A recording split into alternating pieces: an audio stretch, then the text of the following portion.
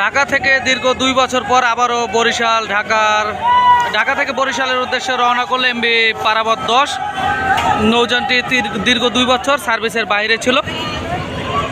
2 বছর পর আবারও ঢাকা ঈদের স্পেশাল ট্রিপ নিয়ে বরিশালের উদ্দেশ্যে রওনা করলো। আপনারা সকলে ভিডিওটি দেখতে থাকুন, ভালো লাগলে লাইক দিয়ে কমেন্ট করুন, আর এই চ্যানেলে নতুন হয়ে থাকলে অবশ্যই চ্যানেলটি সাবস্ক্রাইব করে পাশে থাকা বেল বাটন বাজিয়ে দিন। ধন্যবাদ সবাইকে, আসসালামু আলাইকুম।